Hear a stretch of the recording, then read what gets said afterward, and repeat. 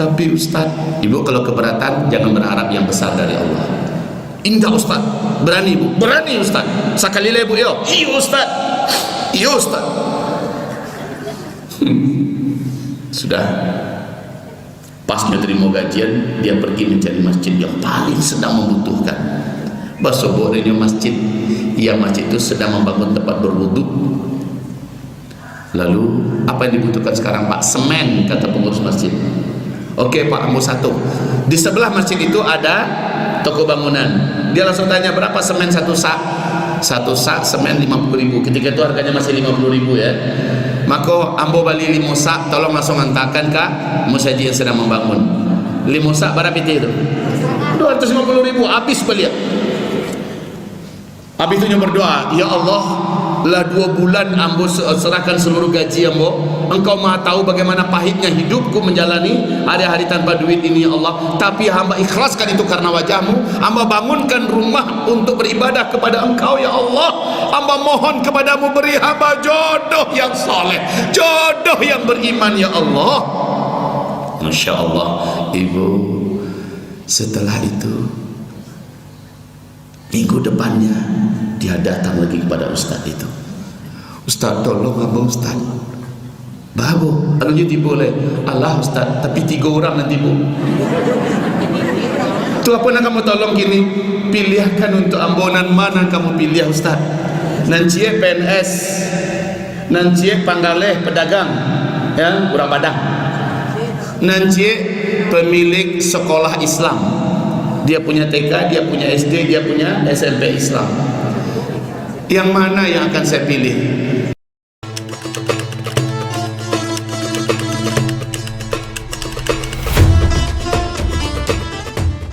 Bismillahirrahmanirrahim. Assalamualaikum warahmatullahi wabarakatuh.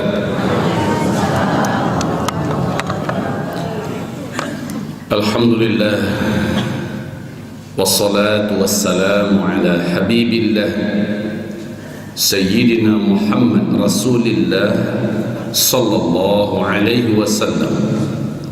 La hawla wa la quwwata illa billah. Allahumma la sahla illa ma ja'altahu sahla wa anta taj'alul hazana idha syi'ta sahla.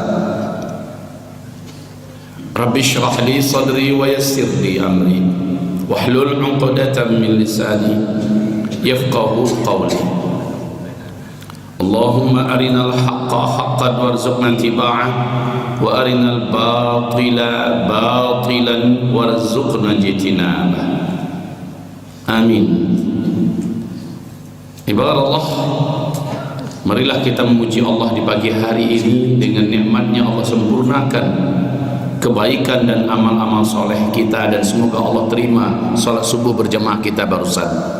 Allah terima salat sunat kita, Allah kabulkan doa-doa kita. Amin ya rabbal alamin. Dan sebentar lagi semoga Allah terima juga tabungan-tabungan akhirat kita yang kita titipkan melalui Indosyab untuk pembangunan 2 masjid. Masjid Jami' Indonesia Syam di Idlib Suria, dan Masjid Jami' Uzma Center di Pondok Pesantren Ma'had Mulazamah Al-Mufas Ustaz Zulkifli Muhammad Ali di Payakumbuh. Bapak-bapak dan ibu-ibu, hamba-hamba Allah yang kami muliakan. Kemudian salawat dan salam kita untuk Habibillah Sayyidina Muhammad Rasulullah sallallahu alaihi wasallam. Rasul bertanya kepada para sahabat-sahabatnya, ayyu malin ahabbu ilaikum, ayyu malin ahabbu ilaik, maluka aw malu ghairik. Saudara-saudara, harta siapa yang paling kalian sukai, yang paling kalian senangi, paling kalian cintai? Harta kalian, milik kalian yang paling kalian sukai, atau harta orang lain yang lebih kalian sukai? Tentulah sahabat menjawab, maluna ahabbu ilaina min mali ghairina. Tentu saja ya Rasulullah, harta milik pribadi kami yang lebih kami senangi, yang lebih kami cintai daripada harta orang lain ya Rasul. Maka Nabi melanjutkan, maluka ma qaddamta, yang harta milikmu itu adalah yang engkau simpankan kepada Allah, itu yang hartamu. Wa malu ghairika, sementara yang engkau tinggalkan di belakangmu jadi warisan anak keturunanmu, yang engkau belikan rumah, engkau belikan tanah, itu adalah harta orang lain yang engkau yang mencarinya, dan engkau dihisap nanti dengan harta itu pada hari kiamat. Ini ungkapan ini luar biasa ya Bu ya. Yang hartamu adalah yang kau titipkan kepada Allah Subhanahu wa taala, itulah yang menunggu engkau nanti pada hari kiamat, itulah yang menolong engkau, itulah yang memberatkan timbangan amal solehmu, dan itulah yang memberi syafaat untukmu. Tapi yang engkau belanjakan, beli rumah, beli tanah, buka toko, buka usaha ini, jadikan warisan, maka itu adalah harta orang lain, engkau yang mencarinya, tetapi orang lain yang menikmatinya, engkau yang dihisab nanti di hadapan Allah Subhanahu wa taala. Mana harta yang paling kita cintai? Harta pribadi milik kita atau harta orang lain? Tentu jawaban Nabi, jawaban para sahabat adalah maluna ahabbu ilaina min mali ghairina.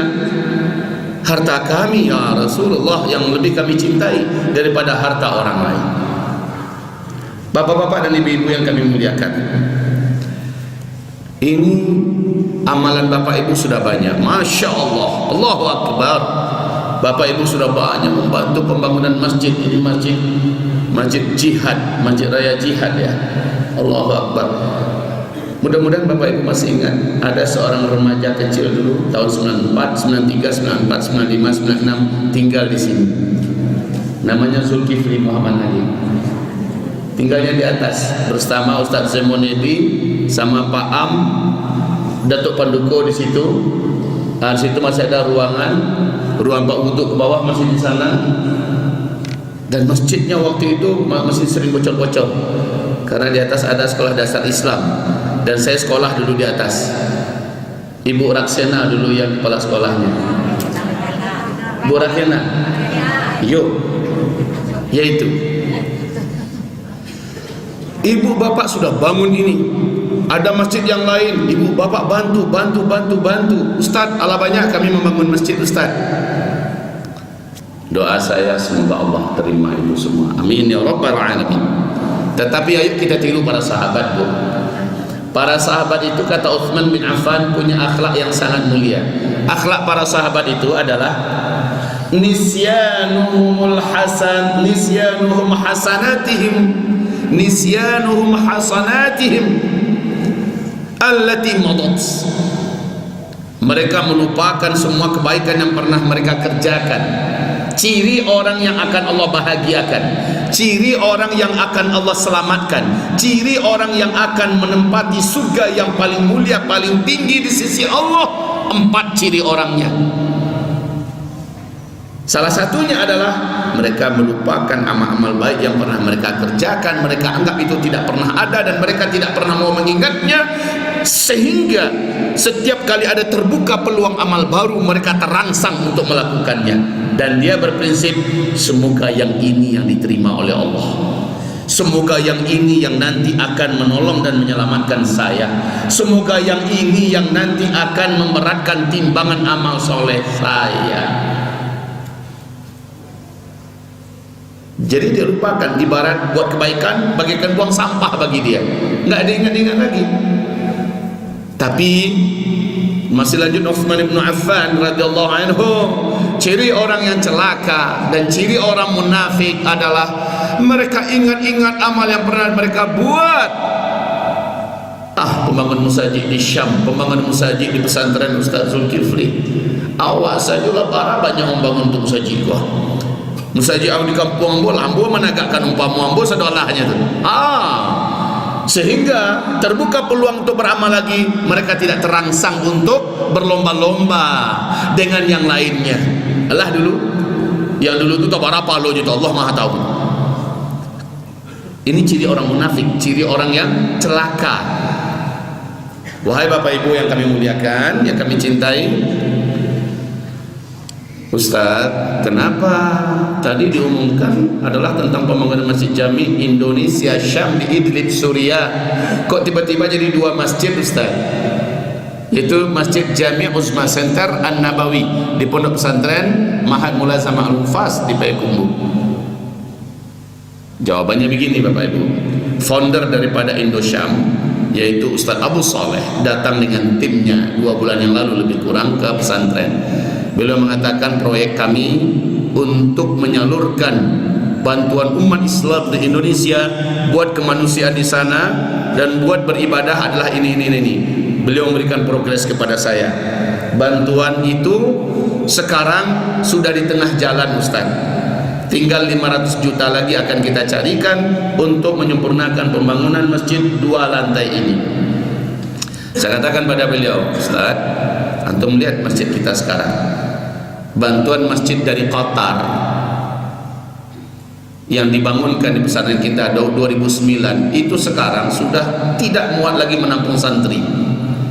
Ditambah dengan acara warga masyarakat, kalau buat acara kajian, kita ada kajian mingguan, itu kajian tafsir Bapak Ibu, terpaksa para santri harus keluar dan kembali ke asrama karena masjid sudah tidak bisa menampung, dan itu pun tempatnya di atas bukit. Masjid itu yang dibuatkan oleh Yayasan Qatar di atas bukit, sehingga mak-mak, bapak-bapak kalau datang harus naik mereka ke atas. Udahlah jadi kecil, nggak muat, harus mendaki ke atas. Akhirnya kami rombak masjid tua dulu yang sudah tidak terpakai, kami jadikan 25 kali 25 meter. Gadang atau kita itu sadang elok. Alhamdulillah rombaknya rencana sedikit, ternyata jadi rombak total. Singkatnya Bapak Ibu yang kami muliakan, walaupun pandemi, sejak Ramadan masjid itu sudah mulai dikerjakan sampai sekarang. Sekarang sudah selesai, untuk yang atas sudah selesai, tinggal di bawah tiang-tiang, kemudian dindingnya kami bongkar semua, dijadikan sekarang kosong, masih belum ada jendela, belum ada pintu, lantainya masih lantai semen biasa, ya, tidak ada keramik. Kemudian tempat berwudu belum ada, putra dan putri, mihrabnya masih berupa coran, belum lagi tapi kami sudah mulai memakainya sejak Muharram, sudah mulai kita pakai. Alhamdulillah, aktivitas maksimal di situ, siang malam dikerjakan. Nah, biasanya saya setiap keluar, saya selalu sampaikan pembangunan masjid Jami' An-Nabawi kami di pesantren, dan ini menjadikan umat berlomba-lomba. Tapi sejak pandemi saya tidak kemana-mana. 8 bulan saya terkurung di pesantren. Alhamdulillah, ada nikmatnya Bu, saya bisa merawat langsung pesantren, akrab dengan keluarga, dengan anak-anak, sehingga pesantren mengalami peningkatan yang luar biasa ketika saya di tengah-tengah pesantren. Nah, ketika suasana agak sedikit lebih ringan, dakwah sudah mulai terbuka, saya lanjutkan. Datang Indosyam, saya katakan, bagaimana kalau 2 masjid ini kita sampaikan bersama kepada umat. Nanti setiap berapapun yang terkumpul, 50%-nya Masjid Jami Indonesia Syam di Idlib, Suriah, 50%-nya di Syariah Laweh, Payakumbuh. Ustaz Abu Saleh mengatakan, setuju Ustaz, sepakat, bismillahnya Bu. Nah Bapak Ibu yang kami muliakan, Indosyam saya sudah kenal 4-5 tahun yang lalu lah. Awalnya saya curiga dengan NGO ini, tidak tenang hati. Kenapa? Ada beberapa NGO itu nakal Bu,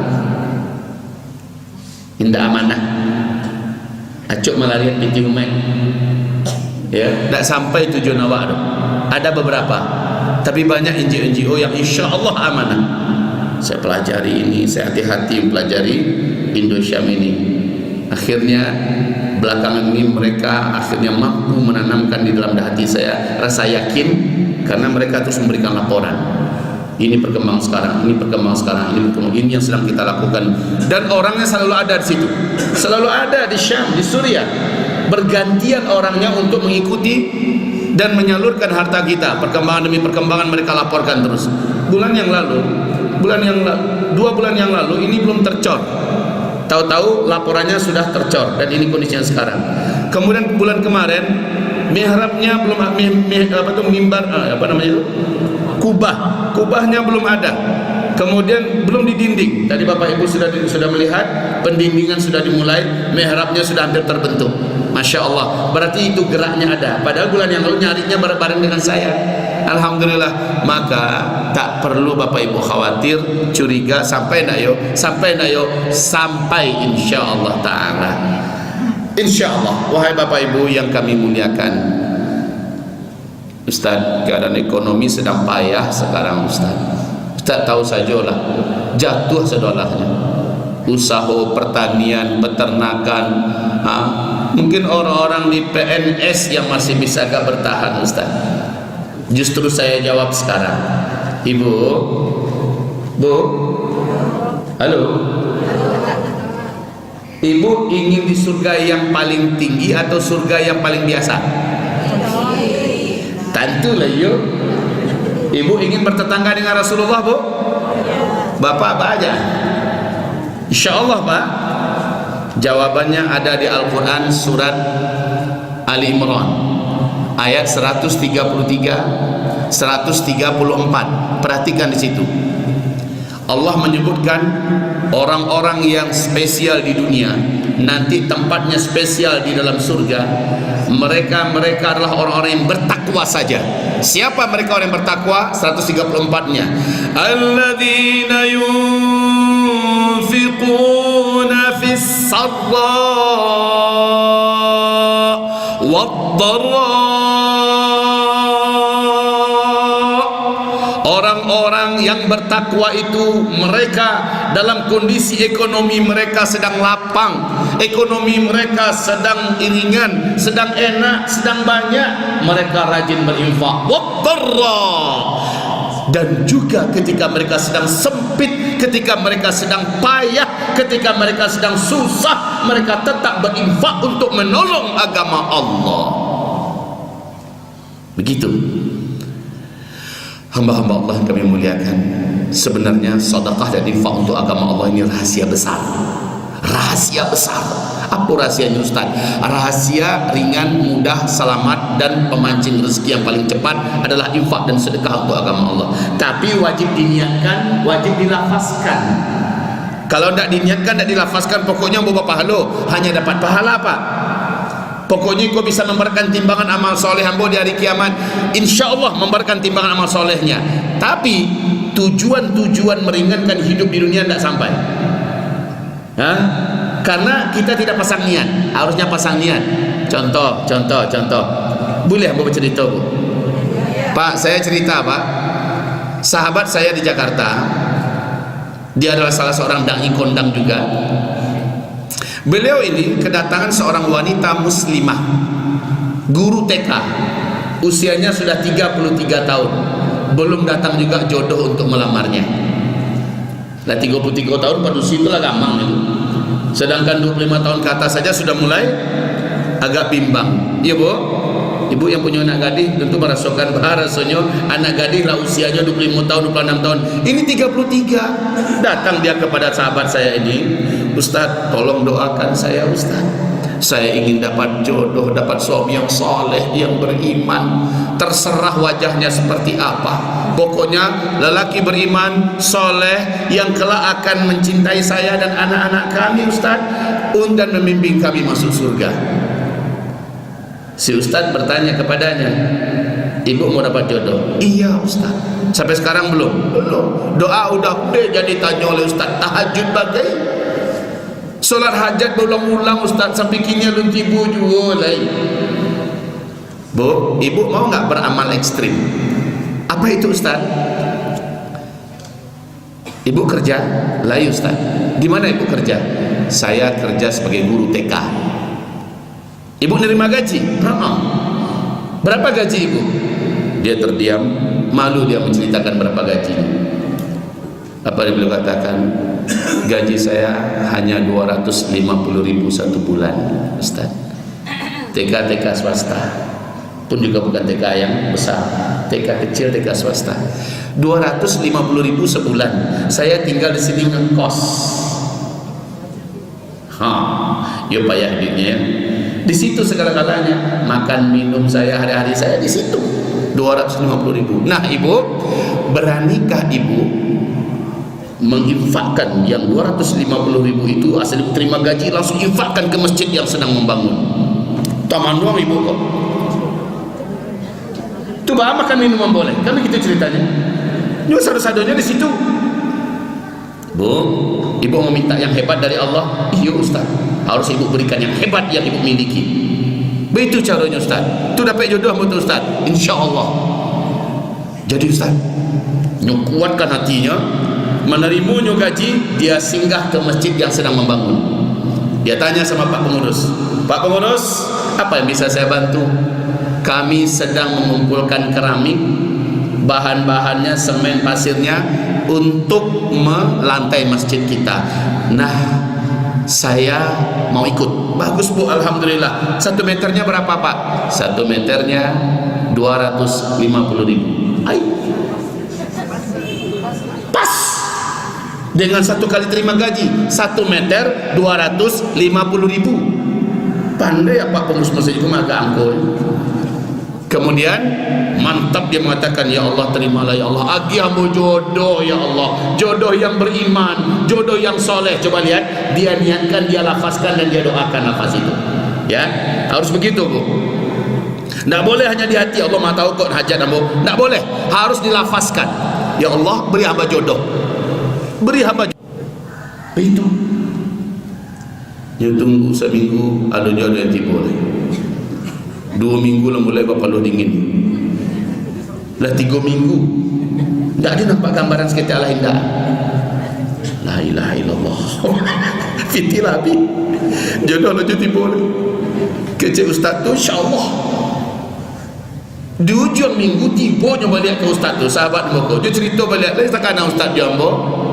Ustaz ingat enggak dengan saya?" "Oh iya Bu, saya ingat." "Ustaz sampai kini kalau ada jodoh nanti boleh." Ustaz kacauan insya-Allah tiba. Allah ibu infak kan? Sadu Allahnya Ustaz. Lillahi ta'ala enggak? Allah yang maha tahu Ustaz. Ambo meminta bukan dek karena laika Allah yang meminta. Kali nak kepada selain Allah dah. Kemudian apa kata Ustaz tu? Sampai kini lu tiba jodoh ibu lai. Alun Ustaz, tambah sekali lai ibu. Ha? Tambah sekali lai. Bahalah ambo hidup besok apa? Nak kapatang sajalah rasa nak di bumi mau mijak tanah lai. Lah banyak minum air ke ganti makanan. Dia nak ada gari makan. Apa kata Ustaz tu? Bu, Allah tidak akan berdusta. Pasti itu Bu. Allah tidak akan berdusta. Allah akan ganti dengan yang lebih baik. Tapi Ustaz, ibu kalau keberatan jangan berharap yang besar dari Allah. Indah Ustaz. Berani Bu? Berani Ustaz. Sekali lagi Bu, yo. Iya Ustaz. Iya Ustaz. Sudah. Pasnya terima gajian, dia pergi mencari masjid yang paling sedang membutuhkan. Basoborenya masjid, yang masjid itu sedang membangun tempat berwudu. Lalu apa yang dibutuhkan sekarang Pak? Semen, kata pengurus masjid. Oke Pak, ambil 1. Di sebelah masjid itu ada toko bangunan.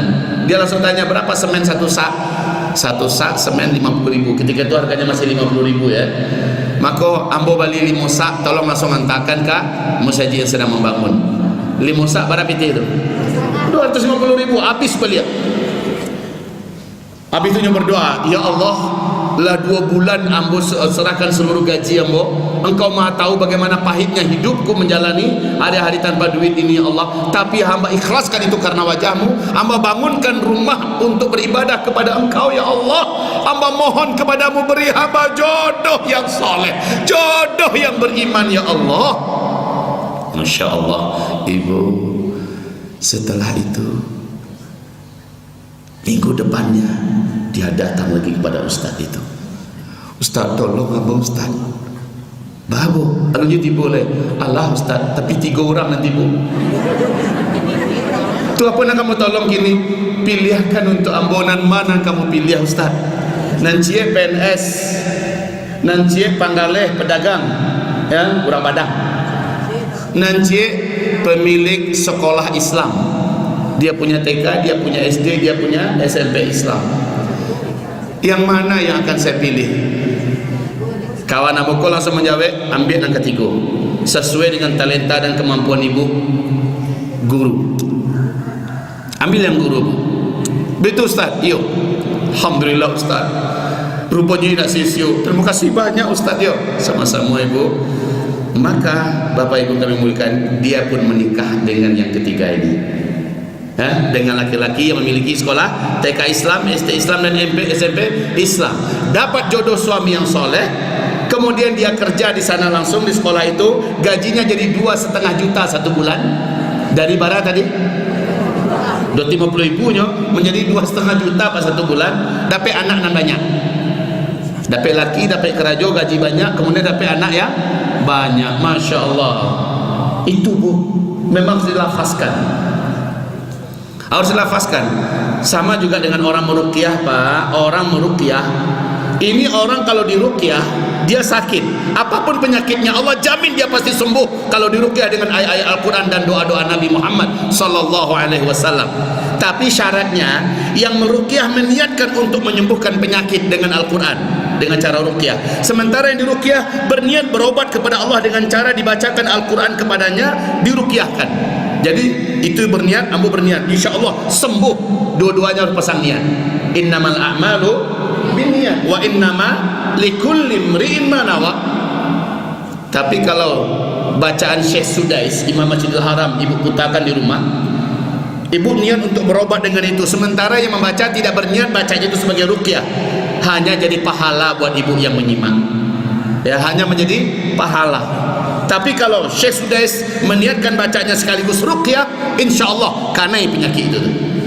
Wa nunazzilu minal Qur'an ma huwa shifaa'un linnas, ma huwa shifaa'un linnas, ma huwa shifaa' wa rahmatun lil mu'minin wa la yazidu adh-dhalimina illa khasara.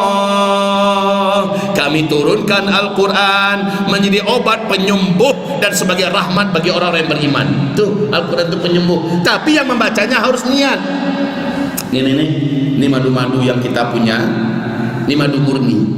Saya ruqyah, disolatkan 2 rakaat solat hajat, lalu diruqyah dengan ayat-ayat Allah, ayat syifa, ya, ayat penyembuh. Ini kita ruqyah Bapak Ibu. Dan ini kita jual untuk kaum muslimin. Keuntungannya 100% untuk menolong agama Allah. Kaum muslimin dapat obat, madu yang terbaik, penyembuh yang terbaik. Kata Rasulullah, bila kamu sakit, berobatlah kamu dengan madu dan Al-Quran. Itu menyembuhkan kesembuhan yang sangat kuat. Ada risiko. Jadi tapi dengan niat. Tapi kalau membaca dengan madu lalu dibaca Al-Quran, kemudian tidak diniatkan ruqyah, yang nggak bisa. Oke, kasus yang ketiga, kasus yang kedua. Pak, Ibu, ambo sebenarnya tidak ingin membatalkan amal, tapi terlanjur nanti kalau menceritakan sebagai ibrah. Sebenarnya kisah Ali bin Abi Thalib ada pula bu. Ali bin Abi Thalib dengan istrinya Fatimah putri Rasulullah sallallahu alaihi wasallam sudah 9 hari nggak ada makan, mengandalkan minum air pun susah ketika itu. Sudah loyo dan kuyu, asi Bunda Fatimah sudah tidak ada lagi airnya karena nak dimakan tidak ada. Hasan Husain lah tagang-tagang menangis. Ali bin Abi Thalib hanya seorang buruh kasar di pasar, menjajakan tenaganya ini. Siapa yang mau diangkatkan barangnya, siapa yang mau dibantu kerjaannya dengan upah, bolehlah sekian butir kurma umpamanya. Masya Allah, ternyata menantu Nabi adalah orang biasa di segi usaha dunia ya. Kemudian suatu hari Ali pulang dalam keadaan lemas menuju ke rumah, bertanya pada istrinya bertanya, dapat kerajo tadi dah? Indah. Alhamdulillah dah kulai ada pitih. Fatimah pun menyerahkan uang dalam keadaan tangannya melepuh. Ada 6 dirham pitih itu. Ada 6 dirham. Dah ini ada uang. Dari mana kau dapat istriku? Tadi ada tetangga sedang membuat kue. Saya bantu mengadonnya. Alat adonan itu menjadikan melepuh tangan Fatimah. Dipacik di Ali, diciumnya tangan Fatimah. Kemudian dia pun mendoakan istrinya. Diambillah dana yang 6 dirham tadi. Kata istrinya, pailah ke pasada, balanjukanlah kepentingan anak awak nomor 1 dulu. Bapak Ibu, 1 dirham itu samanya 75.000, berarti kalau 6 dirham berapa? 300.000 ya, 300.000. Pergilah Ali ke pasar. Belum lagi sampai di pasar, ada orang tua gemetaran megang tongkat. Dicegatnya Ali bin Abi Thalib. Pak, kamilah 3 hari tidak makan sekeluarga di rumah, Pak. Ini 3 hari baru. Ali barang 9 hari, tapi dia tidak tahu. Pak, kok ada sesuatu dari harato Allah di tangan apa kini kuah? Titipkanlah balik, Pak. Agihkan ke kami, titipkan ke Allah, simpankan ke Allah, Pak. Tolong, Pak. Dah 3 hari yang mau nak makan di keluarga. Ali hafal benar ini ayat Al-Quran. Man alladhi yuqridu Allah qardan hasana yudha'if lahu ad'afan katsira wallahu yaqbidu wa yabsut wa ilaihi turja'un. Siapa saja yang menitipkan hartanya kepada Allah, Allah pasti lipat gandakan, kembalikan kepadanya. Dan Allah lah yang menggenggam rezeki dan melapangkan rezeki, dan kepada Allah kamu semua dikembalikan. Ali bin Abi Thalib hafal betul dia ayat ini. Nyuam biak pitih dan 6 dirham tadi di dalam sakunya, bukan 1 keping, bukan 2 keping, keseluruhannya digenggamnya. Rep sadualahnya. Nyu keluarkan bismillah ya Allah, hamba simpankan kepada engkau. Pak, bawa Pak, beri makan keluarga Bapak. Setelah itu mendoalah bapak ini untuk Ali bin Abi Thalib. Pulang Ali balik, wahai suamiku, kenapa tanganmu kosong? Enggak jadi engkau belanja. Diceritakan oleh Ali bin Thalib apa yang terjadi tadi di jalan. Apa kata Bunda Fatimah? Ya Allah, terimalah simpanan kami kepada engkau. Terimalah ya Allah, terimalah simpanan kami. Kalau wanita kini bakil begitu, tidak bongtang. Titih dia ni mencari wa angabihan tu sedekah, pakai banam tu, dia banam tak? Mungkin kalau orang-orang jahiliyah ini mungkin itu ya. Tapi kalau wanita beriman tidak, ya Allah terimalah simpanan kami. Pergilah Ali kembali ke pasar. Belum masuk pasar lagi, datang seorang negro membawa onta yang sehat. Apa kata orang negro itu? Pak, ambo jual onta Pak, murah. Apa kata Ali bin Abi Thalib? Ambo nak pitih do. Murah Pak, agak kok sadirham kau jual, ambo nak pitih do.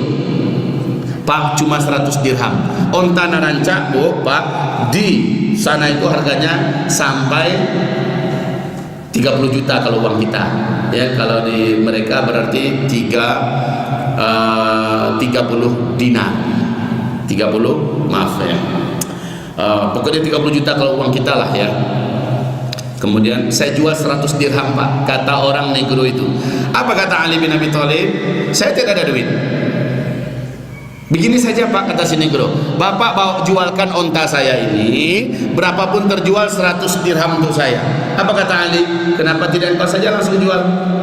Itu ternak pasar atau tuh? Itu gerbangnya, masuklah ke sana. Apa kata orang ini? Saya tidak kenal dan saya tidak tahu berjual beli di sini. Bapak saja tolong, dan saya tahu kok Bapak menantu Rasulullah kan, Bapak Ali bin Abi Thalib kan, dan saya yakin Bapak orangnya amanah. Pergilah Pak, jualkanlah unta saya. Untuk saya 100 dirham ya Pak. Oh baik kalau begitu, kata Ali bin Abi Thalib. Pergilah dia bawa ternak itu ke unta itu ke pasar ternak. Sampai masuk di pasar ternak, langsung disongsong oleh orang kaya Madinah. Kan dijual Pak? Iyo, kecil Ali bin Abi Thalib. Berapa jual? 200 dirham. Ambo balik Pak. Tak pakai bangku-bangku pakai. Ambo balik Pak, katanya. Wahai Bapak Ibu, langsung dijual 200 dirham. Kembalilah Ali bin Abi Thalib, pitih yang 200 dirham tadi diserahkan seluruhnya kepada orang negro ini, orang Arab Badui ini. Dihitung oleh orang-orang Badui 100 keping, 100 dirham, aku untuk ambo, aku untuk apa? Ya Allah, begitu banyak transaksi antara orang beriman ya, tidak ada yang mencurangi. Kau yang untuk ambo 100 dirham, kau sisanya untuk apa?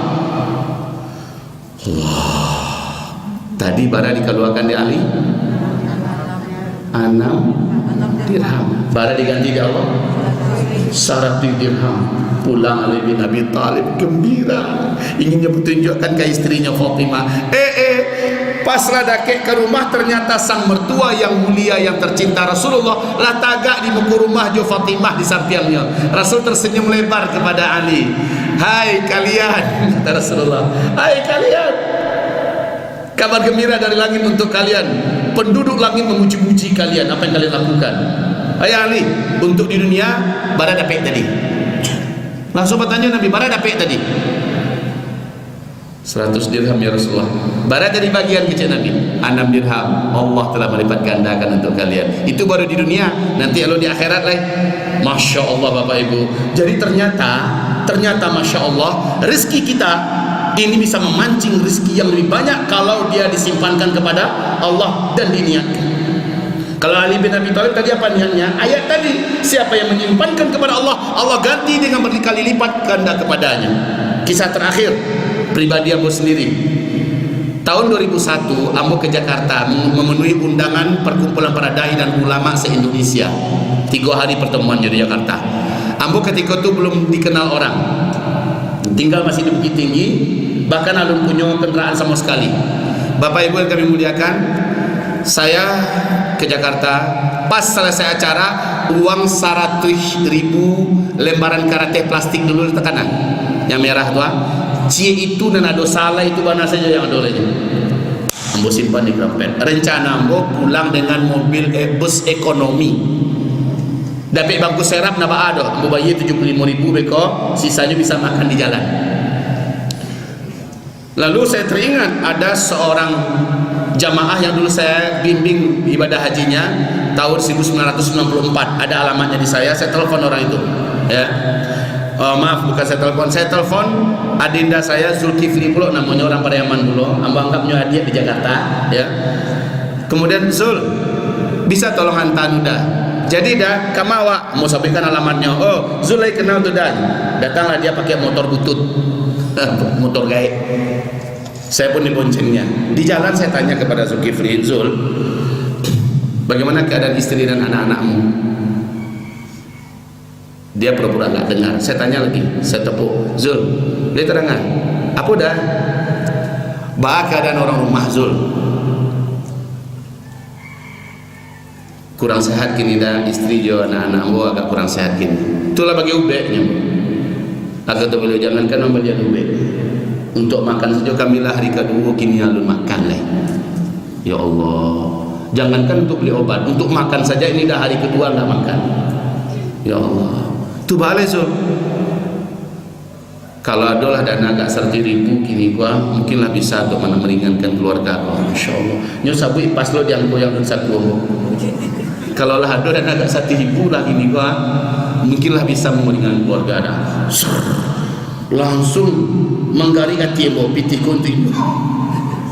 Sementara itu andalan wa untuk pulang kampung.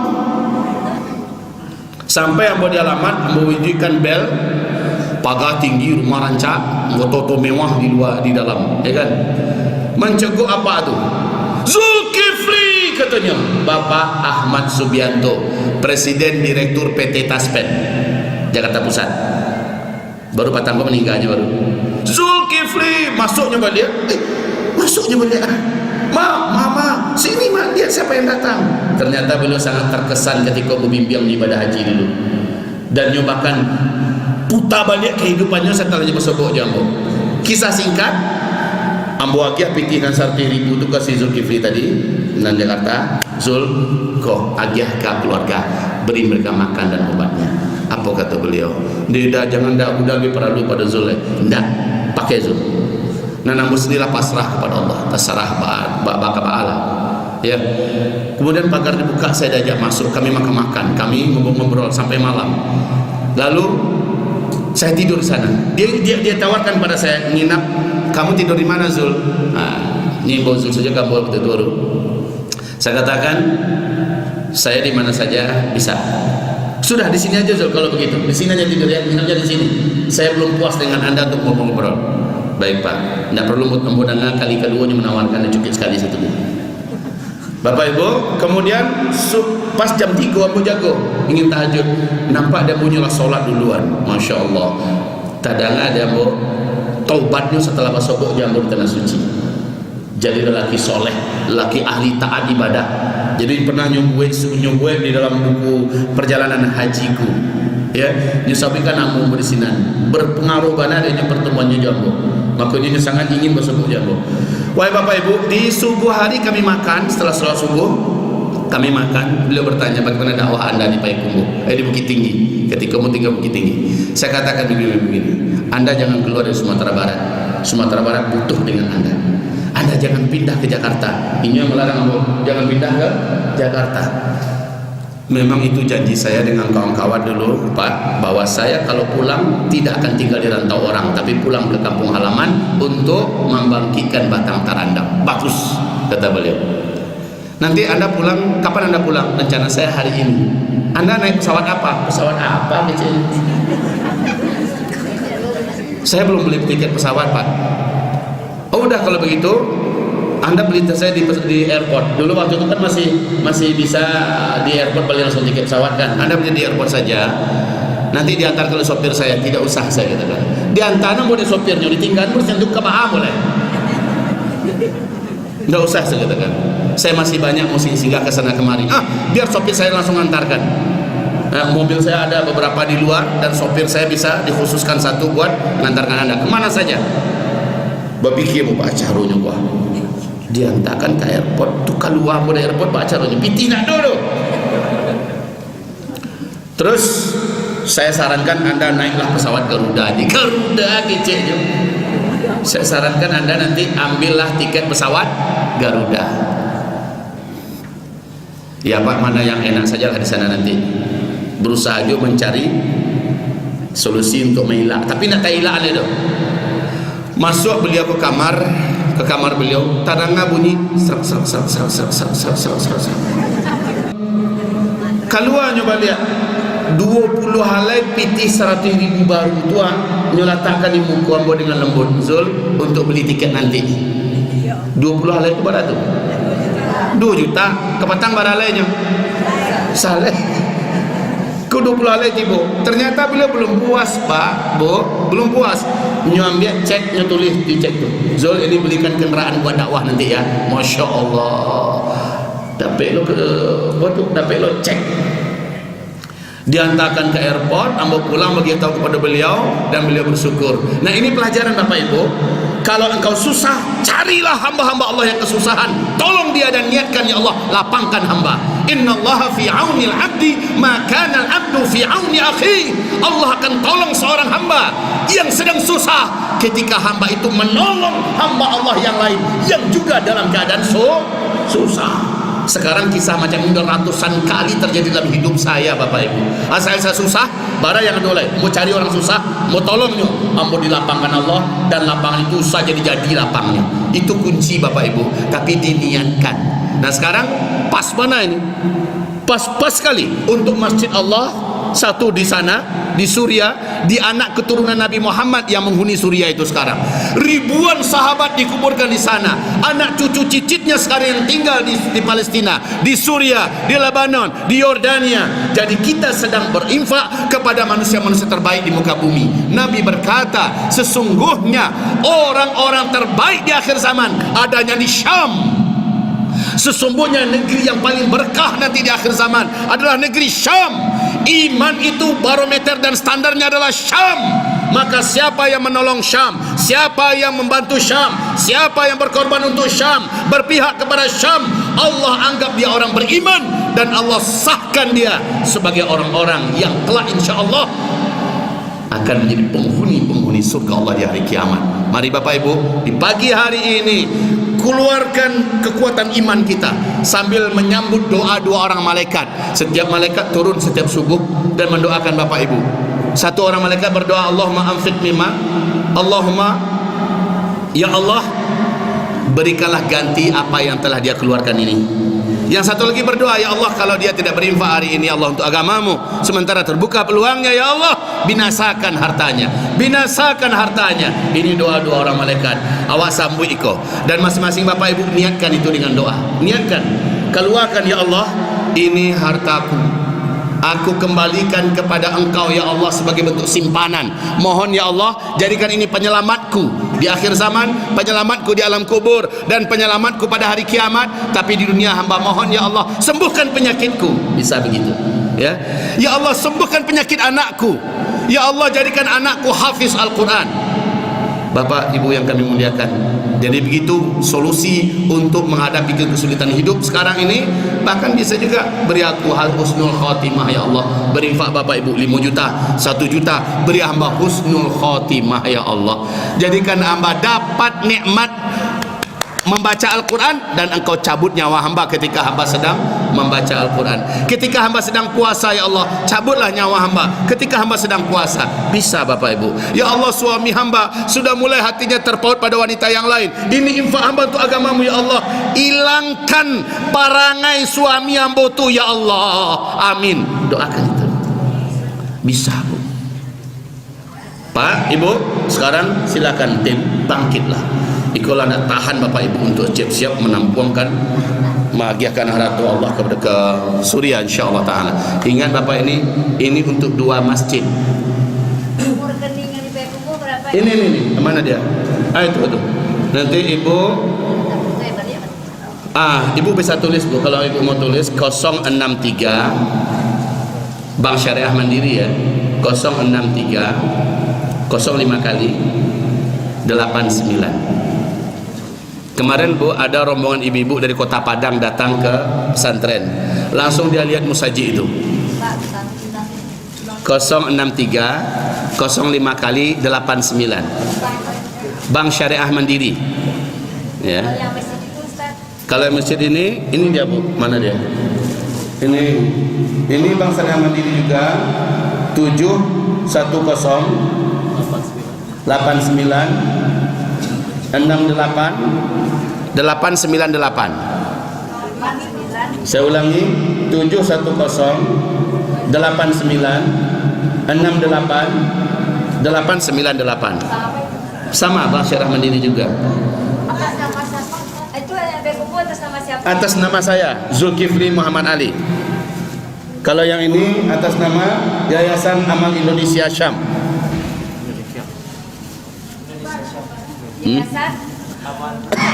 Yayasan Amal Indonesia Syam.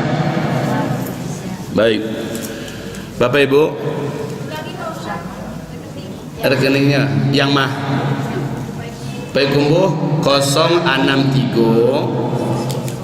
itu 05 kali 000089 ya. Yep. Rancak bana Bu.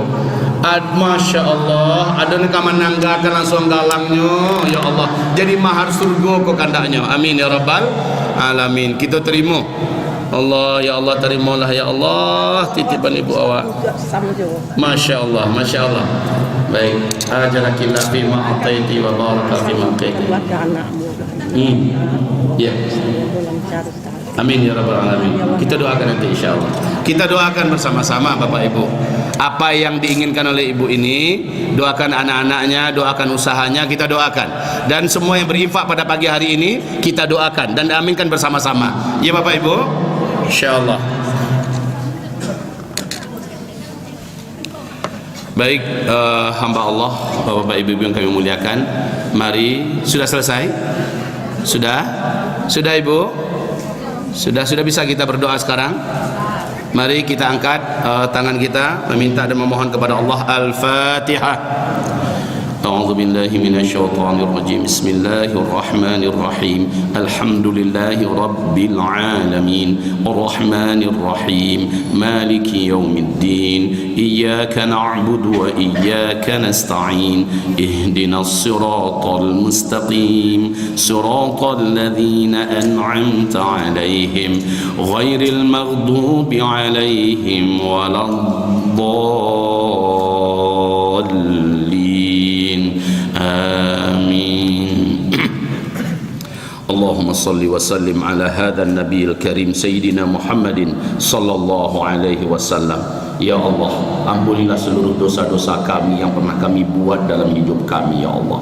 Ampunilah masa lalu kami yang dulu masih jahiliyah, tidak terkendali, masih banyak lalai dan sangat banyak berbuat dosa dan maksiat. Putihkanlah ya Allah seluruh catatan-catatan hitam di kitab amal kami ya Rabbal Alamin. Ya Allah, janganlah sampai kami pada hari kiamat kelak mendapatkan hisab yang berat, hisab yang membuat kami tersiksa dan menderita ya Allah. Ampuni kami seluruhnya ya Rabbal Alamin.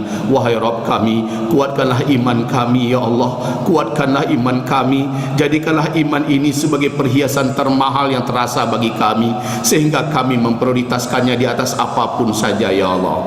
Ya Allah, wahai Rabb yang maha pengasih dan maha penyayang, tanamkanlah ke dalam dada kami iman yang lebih kuat dari sebelumnya, dan tambahkanlah hidayah demi hidayahmu untuk kami dalam hidup kami ya Allah. Ya Rabbana, istiqomahkan kami, beri kepada kami kesabaran demi kesabaran untuk tetap berada di atas jalanmu yang lurus ya Allah, sampai kami menghembuskan nafas terakhir kami ya Allah. Wahai Rabb kami, terimalah seluruh amal soleh kami ya Allah, terimalah seluruh amal soleh kami ya Allah, terimalah seluruh amal soleh kami ya Allah. Ampuni bila pernah kami ria, ampuni bila pernah kami manan menceritakan kesana kemari ya Allah. Ampuni bila pernah kami wujub ya Allah, merasa bangga dengan diri kami dan dengan amalan kami. Ampuni kami ya Allah. Wahai Rabb kami, berikan kepada kami rangsangan dan semangat untuk berlomba-lomba beramal soleh ke depan ya Allah, lebih semangat daripada sebelumnya, dan lebih mencintai kami. Infak yang kami infakkan ini ya Allah mendapat penerimaan dengan semulia-mulia penerimaan-Mu ya Allah. Ya Rabb, jadikanlah infak ini sebagai pembersih harta kami yang ada di tangan kami, dan menjadikan harta yang di tangan kami menjadi barokah ya Allah. Dan jadikanlah harta yang kami keluarkan Engkau ganti ya Rabb dengan gantian yang lebih baik, lebih banyak, lebih berkah ya Allah. Jadikanlah harta yang kami keluarkan ini sebagai pembersih jiwa-jiwa yang ada di dalam ruh, di dalam badan kami ya Allah. Ya Rabbana, ada di antara kami yang berniat dengan apa yang dikeluarkannya melapangkan pintu rezeki dan melanggengkan usahanya, maka lapangkanlah rezekinya ya Allah, dan lapangkanlah usahanya ya Allah, kembang biarkanlah usahanya menjadi lebih baik ya Allah. Wahai Rabb kami, serta jadikanlah anak-anak keturunannya anak-anak yang beriman, anak-anak yang saleh, anak-anak yang bertakwa. Dan mungkin ada yang berniat agar anaknya menjadi hafiz Al-Quran dan hafizah, maka sampaikanlah niatnya ya Rabbana dengan barokah dan keikhlasan infaknya. Allahumma Rabbana, siapa yang sakit di antara kami, maka sembuhkanlah penyakitnya ya Allah dengan amal solehnya dan infaknya di pagi hari ini. Siapapun yang sedang kesusahan dan memberikan niat dalam infaknya, agar Engkau berikan solusi dari kesusahannya, maka lapangkanlah urusannya, berikanlah untuknya solusi ya Rabbal Alamin. Di pagi hari yang mulia dan barokah ini, kami berdoa kepada Engkau wahai Zat yang maha mendengar, Zat yang maha melihat, maka kabulkanlah wahai Zat yang maha kuasa, yang maha pemurah, yang maha berkuasa. Allahumma Rabbana wa taqabbal minna doa. Allahumma amin, Allahumma amin, Allahumma amin. Ya Allah, berilah kami semuanya akhir hayat yang husnul khatimah. Tempatkan kami seluruhnya kelak di dalam surgamu yang tertinggi ya Allah.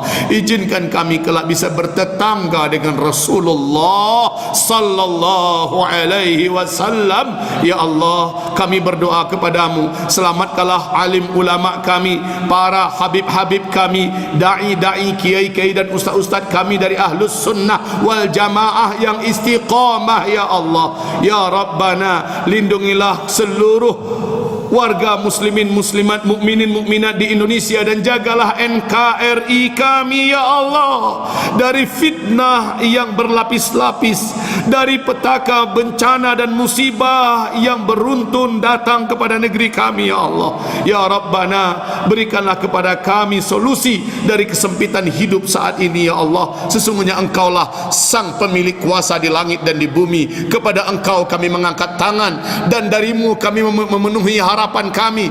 Tiada daya dan tiada kekuatan kecuali dengan seizin-Mu. Tolonglah Palestina ya Allah, tolonglah Masjidil Aqsa kami ya Allah, bebaskanlah Masjidil Aqsa kami ya Allah, dan tolonglah kaum muslimin di negeri Syam ya Rabbal Alamin. Ya Allah, tolonglah umat yang tertindas dan dizalimi di Xinjiang Cina sana ya Allah, dan di Rohingya ya Allah. Tolonglah saudara kami di Mesir, di Timur Tengah, dan saudara kami di Afrika, di Eropa, di Amerika, di Asia Tengah dan Asia Tenggara, wabil khusus Indonesia. Allahumma amin. Amin ya Rabbana ya Arhamar Rahimin. Rabbana atina fid dunya hasanah wa fil akhirati hasanah wa qina adzaban nar. Subhana rabbika rabbil izzati amma yasifun wa salamun alal mursalin walhamdulillahi rabbil alamin. Allahumma amin, Allahumma amin, Allahumma amin. Wa sallallahu ala sayyidil mursalin Sayyidina Muhammad sallallahu alaihi wasallam. Jangan keluar Bapak Ibu, kecuali Bapak Ibu solat dulu 2 rakaat. Solat sunat syuruk, pahalanya haji dan umrah. Allahu Akbar. Silakan Bapak Ibu nanti solat. Setelah itu di luar sudah tersedia madu kita yang sudah diruqyah, dan ini juga harta keuntungannya adalah untuk agama Allah, untuk dakwah, untuk fisabilillah, untuk menyekolahkan anak-anak tidak mampu. Bapak Ibu yang kami muliakan, mari kita baca surat Wal Asri terlebih dahulu bersama-sama. A'udzu billahi minasy syaithanir rajim. Bismillahirrahmanirrahim. Wal 'asr innal insana lafi khusr illa alladhina amanu wa 'amilus salihat wa tawasaw bil haqq wa tawasaw bis sabr. Allahumma arhamna bil Qur'an wa sadaqallahu al-azim.